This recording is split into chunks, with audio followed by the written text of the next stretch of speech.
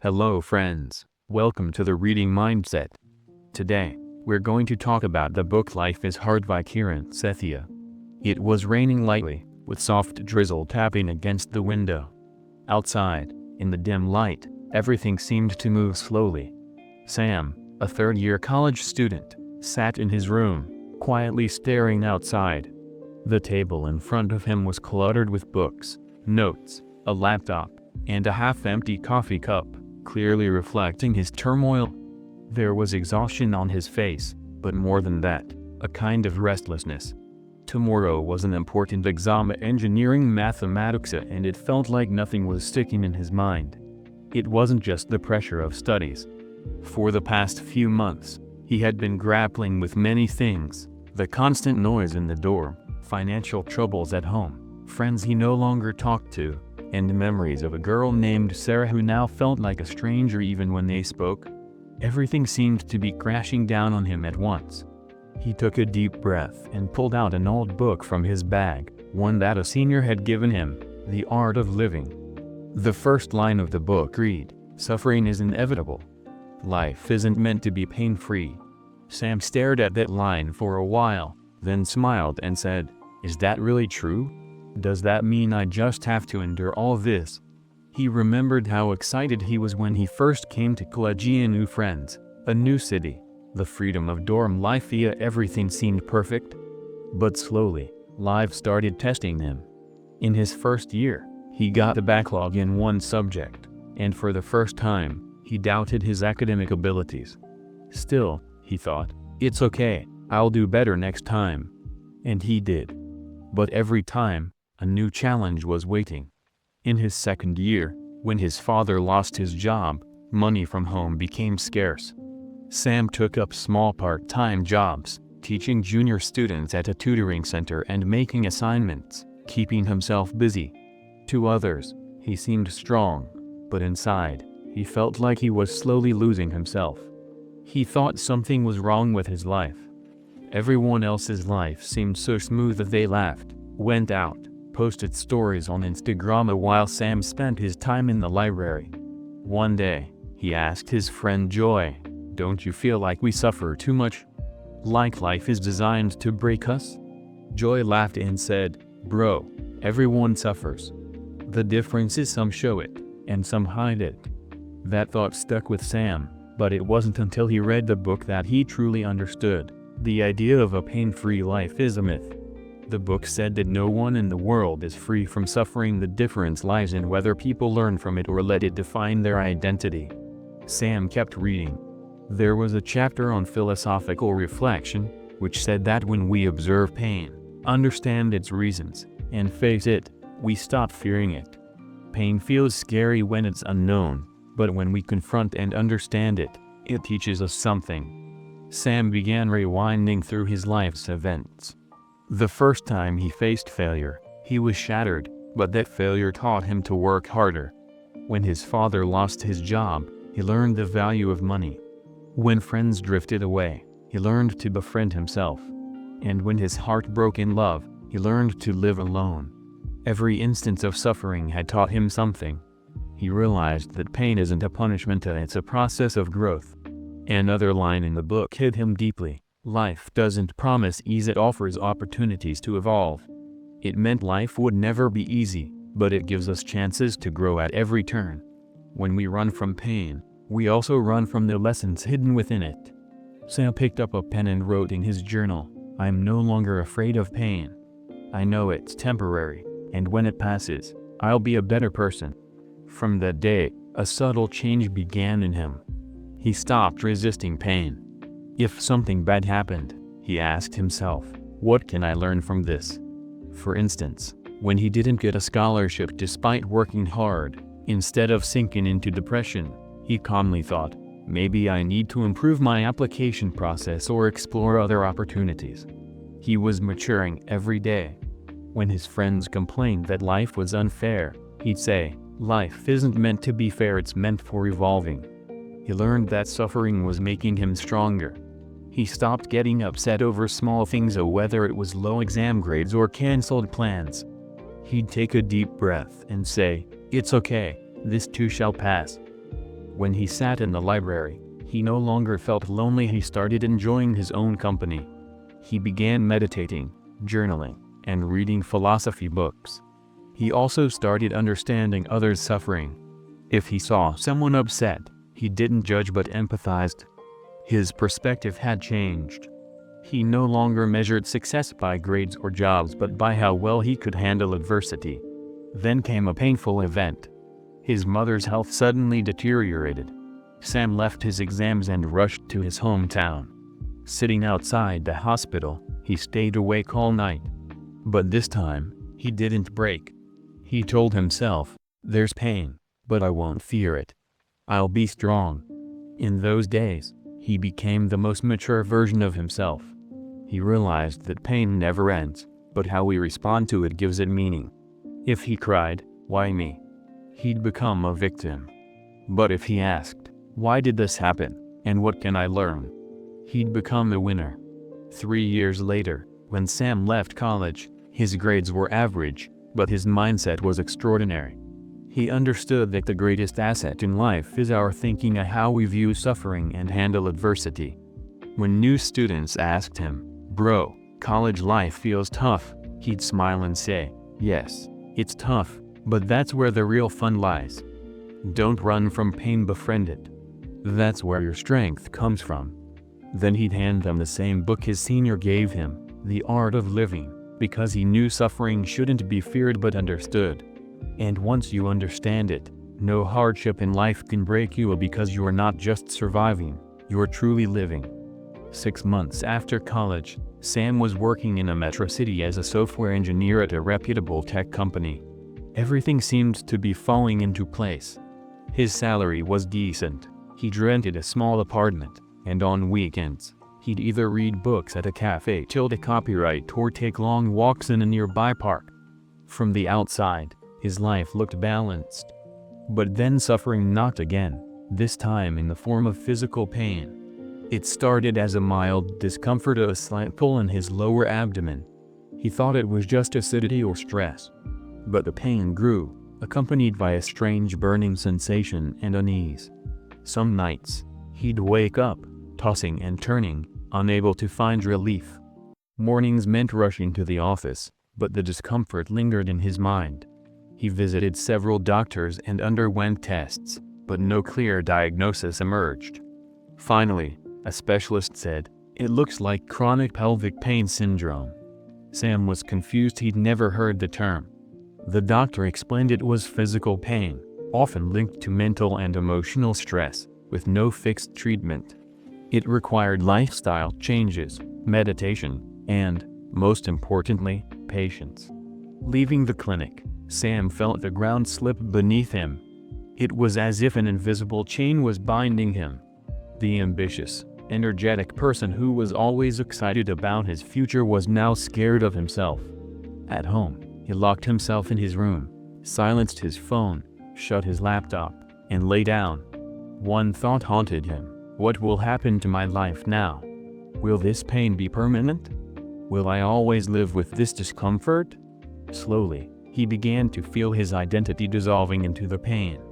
He stopped seeing himself as Sam the engineer and started seeing Sam the sufferer. His confidence drained. He avoided friends' calls, lost interest in work, and stopped weekend outings. The Sam who once motivated others now avoided his own reflection. One day, while reading his old college journal, he came across a line, "Don't run from pain, befriend it." A spark ignited. He recalled his professor's words: "Philosophical reflection helps us respond wisely to adversity." He began reading Kieran Setiya's book, which openly discussed chronic pelvic pain. Setiya explained how such physical suffering distorts one's thinking, identity, and even perception of time. Sam found words for what he was feeling. He wasn't alone. The pain had trapped every moment of his life via past, present, and future viewed through its lens. His days began with noticing the pain, and while working, he focused more on his body's sensations than his tasks. He feared, what if it worsens? Thinking of the future, he dreaded, will I ever live a normal life? He was measuring time by pain. Setiya wrote that chronic pain isn't just physical, it engulfs one's identity, making a person feel like nothing more than a patient. It also makes us harsh toward ourselves, blaming ourselves for being weak or having done something wrong. Sam realized he was fighting himself, judging himself, pushing himself to be normal or like others, but never giving himself time or compassion. That day, he made a resolution: I won't run from this pain. I'll learn to live with it, and most importantly, I won't stop loving myself. He created a new routine. Every morning, he meditated for 5 minutes, observing his body and breathing. He wrote down 3 things he was grateful for, however small, like the pain being less a day, talking to a friend, or enjoying a good meal. Slowly, he built a healing environment for himself. He stopped speaking harshly to himself. When pain came, he'd say, "It's okay, you are still strong." Looking in the mirror, he'd smile and say, "You are more than your pain." He opened up to friends, admitting, "I'm okay, but it's not all easy." For the first time, he felt vulnerability was a strength. By accepting his pain, he unlocked compassion for himself and others. Once, in the office, a colleague named Mike was upset for personal reasons. Previously, Sam might have been merely sympathetic, but now he related. He listened and said, "I get it. Sometimes things feel overwhelming, but trust me, this will pass." The comfort in Mike's eyes made Sam feel his pain was turning into healing for others. He started a blog, Living with Light, sharing his journey of living with pain, practicing self-compassion, and seeing life from a new perspective. Many people, struggling similarly, reached out. Sam realized his pain hadn't broken him, it had shown him a new path. The pain hasn't fully gone, but he no longer fears it. He knows he's a complete, worthy, capable person despite it. The biggest lesson: being kind and understanding to oneself is the most essential healing. At night, standing on his balcony, feeling the breeze, he'd say, "Pain made me pause, but in that pause, I found myself. I'm not just an engineer or a patient, I am a human learning to live, embracing every moment." Sam's life was moving toward a new balance. He'd learned to live with chronic pain and self-compassion. He felt stable, but stability doesn't mean a problem-free life. Another storm was brewing, not from outside but within, a struggle no report can capture, one that silently festers in every ambitious heart: the fear of failure and self-doubt. When his company announced internal promotions, Sam was sure his name would be there. He'd worked hard for a year, late nights, tight deadlines, all while managing his health. But when the list came, his name was missing. A junior colleague got promoted instead. At first, he brushed it off, saying, "It's okay, next time." But inside, a strange unease began. His mind kept asking, was my effort not enough? Am I not good enough? Is my pain affecting my productivity? Slowly, a quiet self-doubt took root. He began questioning his performance. In meetings, where he once spoke confidently, he now hesitated. He compared himself to others. "Look how smart they speak, how fast they are. I'm probably just average." A sense of alienation grew on, not just from others but from himself. Many nights, lying in bed, staring at the ceiling, he wondered, am I achieving anything? What's the point if there's no result? He picked up Kieran Setiya's book again, which had a chapter on failure. Setiya challenged the myth of pure meritocracy, the belief that the best always succeed. She wrote that this mindset is dangerous because when someone fails, they assume they're flawed and start hating themselves. Sam closed the book, took a deep breath, and realized he was trapped in that myth.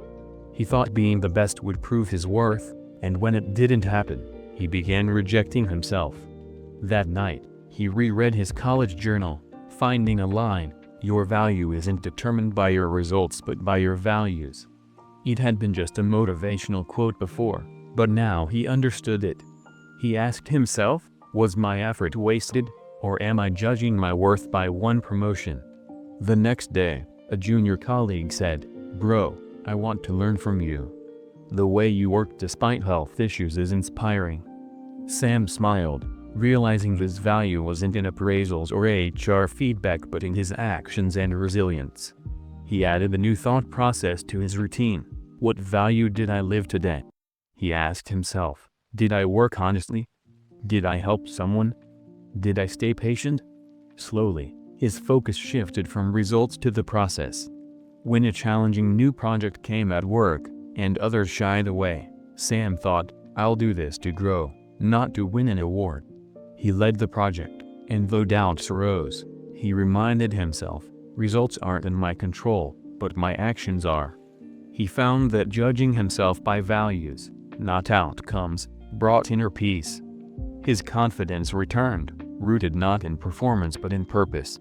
One day, he casually told his manager, I've learned the real joy of work comes from connecting with yourself, not chasing trophies. His manager smiled and said, that's exactly what leadership is about. While the world raced for bonuses and recognition, Sam ran his own race, at his own pace, with his values. His blog reached more people. When asked, how do you stay so clear-headed? He'd say, I've realized success isn't just winning. Sometimes, a loss holds a lesson that guides you for life. Now, when he sat in his room at night, he no longer had self-doubting conversations. He'd say, today, you spoke the truth, worked honestly, and supported someone. That's real success. He learned that failure isn't just a result, it's a lens showing your inner thinking. If you live for wins, losses will break you. But if you live for values, even losses teach you. Sam's story continues. Challenges still come, and old doubts resurface, but he knows how to face them not by running or fighting but by understanding them wisely. That's true maturity, measuring worth not by results but by the journey. Sam felt more stable now. He'd learned to manage chronic pain, separate his identity from failure, and build a strong circle to combat loneliness. His life was value-driven and emotionally rich. But then life took another turn, one no one can teach or prepare for: grief. One morning, Sam got a call from his younger brother, Andy. His voice trembling, "Bro, Dad is no more." Those 4 words froze Sam's entire existence. The man he saw as strong, unbreakable, and dependable was gone. Time seemed to stop. Sam sat in a corner, staring at the wall, unable to process or react. The next day, he reached home. Everything felt like a dream, a bad one. His mother was silent, her eyes holding an ocean of unshed tears. Andy tried to hold himself together. Relatives came and went, offering condolences, but it all felt hollow. Nothing made sense, and he had no desire to respond. His father's passing shook his foundation. He remembered childhood, when he'd fall, and his father would quietly lift him, saying, "Don't cry, I'm here." Now, in his biggest fall, his father wasn't there. Sam realized grief isn't something you forget with time, it's something you carry, learning to live with it. Sethiya's philosophy said overcoming grief is futile, you live with it, carry it. Sam was now living that philosophy. For the first 2 weeks, he was numb, unable to process emotions. But as life returned to routine, grief took a new shape. He began finding his father in small things, making tea when the kettle whistled, remembering his father's saying, "No whistle, no soul in the tea." Sitting on the balcony, reading the newspaper, he'd see the empty chair and feel a permanent silence. At first, he wanted to push the grief away, like a heavy bag to set aside. But the more he avoided it, the emptier he felt. Then, one day, he opened his journal and wrote, "Dad, you're not here, but your every word is in my thoughts. Your values, your scolding, your love, they're part of my existence." From that day, he saw grief differently. He didn't feel his father's absence but acknowledged his presence in new ways, like a song's melody that lingers after it ends. One day, his mother brought out old photo albums. Each photo told a story: his father taking him on a bike, holding his hand to school. His heart swelled, but he no longer held back tears. He realized grief wasn't weakness but a relationship that persists beyond death. Sam gave meaning to his grief. He started a small charity in his father's name, giving books and stationery to children on his birthday. Each child's smile felt like his father was alive in it. Grief became a bridge connecting him to his father. He'd have imaginary conversations, telling him about work, projects, or Andy's growth. Though no replies came, the silence felt like belonging. Sethiya's words were clear: grief doesn't end, it evolves, and in that evolution lies meaning. One day, Sam asked his mother, "Mom, what do you miss most about Dad?" She smiled and said, "His anger, which scared others, was comforting to me because it held care." Sam saw another shade of grief and nostalgia, both painful and comforting. He began openly sharing his grief with friends. At first, they were surprised, as society expects grief to be private. But as he shared, others opened up. One said, "I lost my sister but never talked about it." Another said, "I still miss my grandfather." Those conversations were healing. Grief was no longer just personal, it became collective.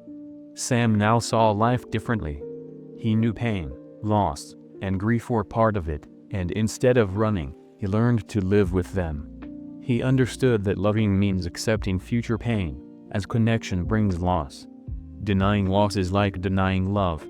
On his balcony, sipping tea, feeling the breeze, he felt his father in the air, the silence, the steam. He'd smile softly, as if saying, "Dad, I'm not alone. I carry your grief proudly, as it's part of your memory and my identity." In his journal, he wrote, "Grief is not a shadow behind me, it's the light that makes my love visible, even after death." This was the final, transformative chapter of his journey. His story wasn't complete but felt whole. Life had pain, failure, loneliness, and loss, but amidst it all, there was meaning, connection, and love. Sam wasn't perfect, but he was real. He lived every layer of life, and that was his victory. So, friends, that was today's book summary. How did you like it? Let us know in the comments, and thank you for listening till the end.